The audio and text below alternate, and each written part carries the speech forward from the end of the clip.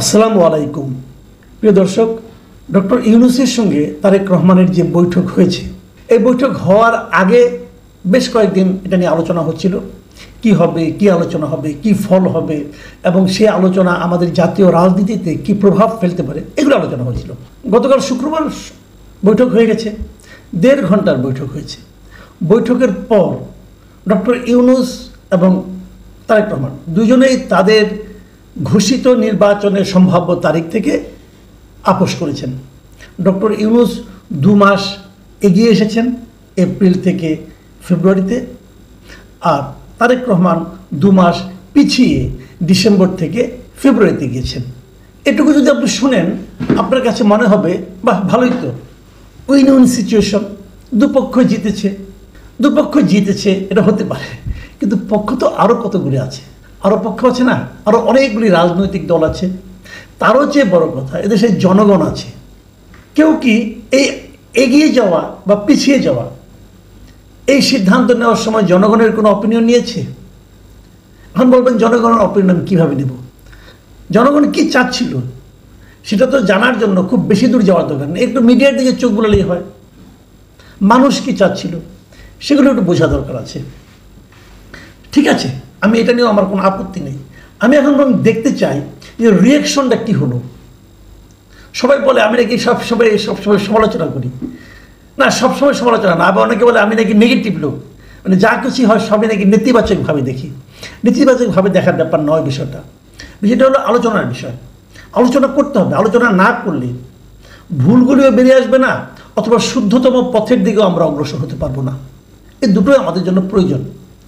আমার মনে কি প্রশ্ন জেগেছে সেটা তো আমাকে উচ্চারণ করতে হবে, নাহলে আপনি বুঝবেন কীভাবে, নাহলে অন্যরা বুঝবেন কীভাবে, আপনার সঙ্গে আমার চিন্তার মিলল কিনা সেটাও তো বুঝতে হবে।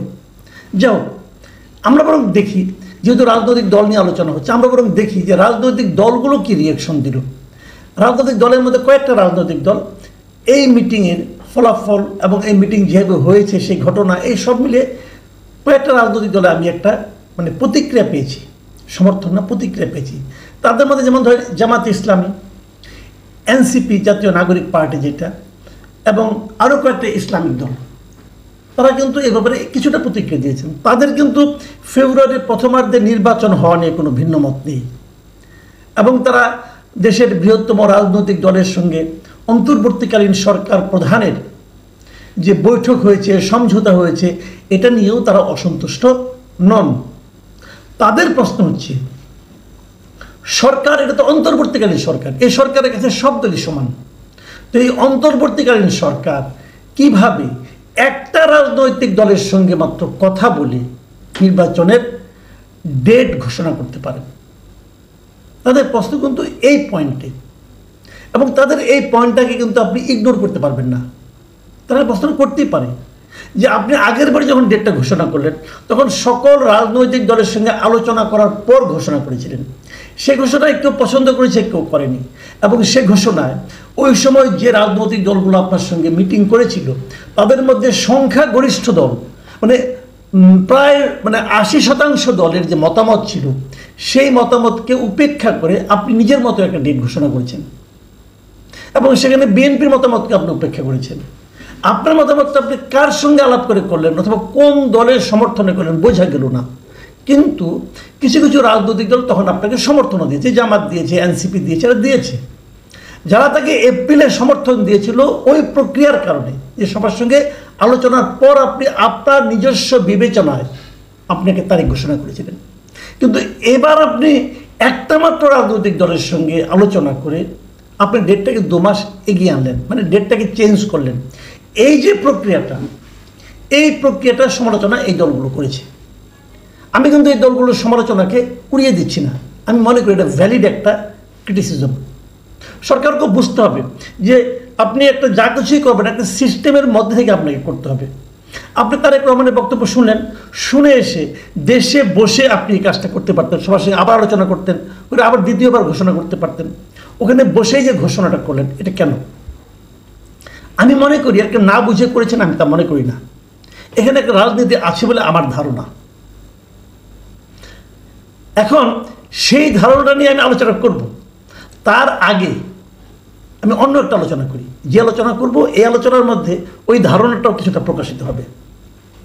আপনাদের মনে আছে যৌথ বিবৃতি, মানে সরকার এবং বিএনপির যে বিবৃতি, একসঙ্গে বিবৃতি, যেটা আবার পড়ে শুনিয়েছেন মিস্টার খলিলুর রহমান, যার ব্যাপারে বিএনপি প্রকাশ্যে তাদের অবজারভেশন জানিয়েছিলেন।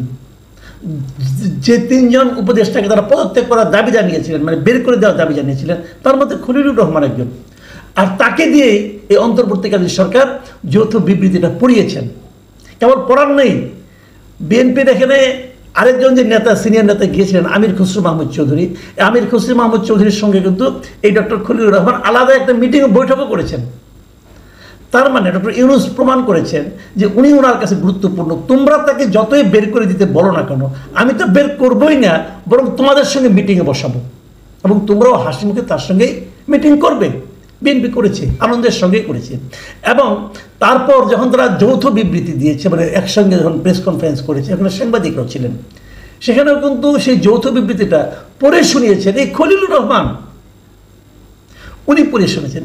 এই বিবৃতি কে ড্রাফট করেছে এটা আমি জানি না, তবে ড্রাফটার মধ্যে যে একটা চাতুর্য আছে সেটা আমি কালকে কিছুটা বলেছি, আবার বলি। এই যৌথ বিবৃতিতে আসলে ইস্যু এসেছে কয়টা বলেন তো? কয়টা ইস্যু?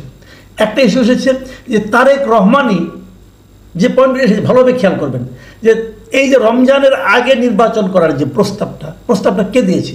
তারেক রহমান দিয়েছে। এবং তারেক রহমান দেওয়ার সময় এটাও বলেছে যে এই প্রস্তাবে তার মা, মানে দলের চেয়ারপারসন খালেদা জিয়াও এইটাই চান, উনি এবং ওনার মা চান এটা, মানে ওরা দলের শীর্ষ 2 জন লিডার এটা চান। মানে প্রস্তাবটা তারেক রহমানের কাছ থেকে এসেছে। তারেক রহমানকে উনি আগে রিকোয়েস্ট করেছেন কি করেন না এটা আমি জানতে পারবো না, আপনিও জানেন না, কারণ আগে সব তো জানি, যতটুকু লেখা আছে অতটুকু আমি বলছি। তো খলিলুর রহমানের পড়া আছে, বিবৃতিতে বলা হয়েছে তারেক রহমানই বলেছেন, মানে ডিসেম্বর থেকে সরে ফেব্রুয়ারিতে তারেক রহমান প্রথম এসেছেন। আসার পর তাতে কি ডক্টর ইউনূস রাজি হয়েছেন? সেটা কোথাও বলা হয়নি রাজি হয়েছেন কিনা। উনি কি বলেছেন যে যদি সব প্রস্তুতি সম্পন্ন করা যায় তাহলে রমজানের আগের সপ্তাহেও নির্বাচন আয়োজন করা যেতে পারে। সব প্রস্তুতি সম্পন্ন করার দায়িত্ব কার? তারেক রহমানের না, আপনার, আমার না, কার? সরকারের। এখন সরকার যদি সব সম্পন্ন করতে না পারে প্রস্তুতি, তাহলে হবে না। ক্লিয়ার করে কিন্তু বলেননি, অনেকে দেখলাম লাফাচ্ছে যে 19শে ফেব্রুয়ারি রোজা হবে, তার যদি আগের সপ্তাহে হয় তাহলে সাধারণত নির্বাচন হয় আমাদের এখানে বৃহস্পতিবার, তাহলে বৃহস্পতিবার হলে 12ই ফেব্রুয়ারি হয়। ডেটও দিয়ে দিচ্ছে অনেক পত্রিকা দেখলাম যে 12ই ফেব্রুয়ারি নির্বাচন। ডক্টর ইউনূস কি একবারও বলেছেন রমজানের আগের সপ্তাহে নির্বাচন হবেন না? উনি সেটা বলেননি। উনি বলেছেন হতে পারে। কিভাবে হতে পারে? যদি সব প্রস্তুতি সম্পন্ন করা যায়। আবার কি বলছেন যে এক্ষেত্রে সেই সময়ের মধ্যে সংস্কার ও বিচারের পর্যাপ্ত অগ্রগতি অর্জন করা প্রয়োজন হবে। মানে এই সময়ের মধ্যে এই কাজগুলো করতে হবে। কি কি কাজ? একটা সংস্কার, একটা বিচার, এই দুইটা ক্ষেত্রে পর্যাপ্ত অগ্রগতি। মানে অগ্রগতি কতটুকু হলে সেটাকে পর্যাপ্ত বলা যাবে, এটা কিন্তু আপনি একটা বলবেন, আমি আরেকটা বলবো, ডক্টর ইউনূস আরেকটা বলবেন, আবার এনসিপি আরেকটা বলবেন। তাহলে এটা কিন্তু সমস্তটাই কিন্তু অনেকগুলি যদি কিন্তুর উপর নির্ভর করছে। করুন, আমি ওটা নিয়েও বলছি না, যা হবে ওটা কালকে আলোচনা করেছি আমি। এইটুকু বলার পর তারেক রহমান ডক্টর ইউনূসকে ধন্যবাদ জানাইছেন, ওনার এই অবস্থানকে স্বাগত জানিয়েছেন, দলের পক্ষ থেকে ধন্যবাদ জানিয়েছেন, এবং প্রধান উপদেষ্টা তারেক রহমানকে ধন্যবাদ জানিয়েছেন। এর চেয়ে বেশি, এই কয়েকটা কথা বেশি ঘোষণার মধ্যে ছিল, এটা কেউ আমি এখনো পাইনি, কোথাও দেখিও নি। আপনারা একটু দেখছেন কিনা আমার মনে হয় না, দেখবেন না, কারণ এইটুকুই কথা। আমার প্রশ্ন হলো তারেক রহমান এবং ডক্টর ইউনূস কতক্ষণ মিটিং করেছেন? 1.5 ঘন্টা। এইটুকু কথা বলতে 1.5 ঘন্টা লাগে? লাগে না। এইটুকু কথা বলতে 3 মিনিটে হয়ে যায়। তো বাকি সময় কি আলাপ করেছেন? সেই আলাপগুলো হলো ইম্পর্টেন্ট, খুবই গুরুত্বপূর্ণ। সেই আলাপগুলো আমার দেশের অন্তর্বর্তীকালীন সরকারের প্রধান, আমার দেশের একটা রাজনৈতিক দলের প্রধান একসঙ্গে মিটিং করেছেন 1.5 ঘন্টা। আমরা জেনেছি মাত্র 3-4টা বিষয়, তাও সবগুলি নির্বাচন বিষয়ক বিষয়। আরেকটা জিনিস জেনেছি যে তারেক রহমান তাকে বই এবং কলম উপহার দিয়েছেন। বাকি সময় ওনারা কি আলাপ করেছেন, কি নিয়ে কথা বলেছেন, সেটা কি জানার প্রয়োজন নাই? ডক্টর ইউনূস গত 10 মাসে কি কি কাজ করেছেন, সেই কাজগুলো সম্পর্কে বিএনপির যে মূল্যায়ন, সেগুলোকে তারেক রহমান ওনার সঙ্গে শেয়ার করেন নাই? করা কি উচিত নয়?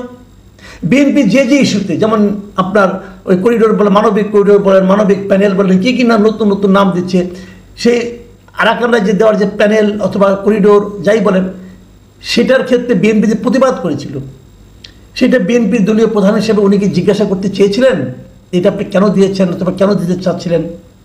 অথবা আমাদের টার্মিনালকে, সামুদ্রিক টার্মিনাল যেটা আছে সেটাকে, বন্দরের, সেটাকে দেওয়ার ব্যাপারে উনি যে বিদেশি একটা কোম্পানিকে আনছেন, এই ব্যাপারে তারেক রহমান তাকে প্রশ্ন করেছিলেন? আমার ধারণা করেছিলেন, কারণ এটা একটা গুরুত্বপূর্ণ এসে করা তো উচিত। উনি ভুলে যাবেন তেমন নেতা তো উনি নন। সেই প্রশ্নের কি উত্তর এসেছিল?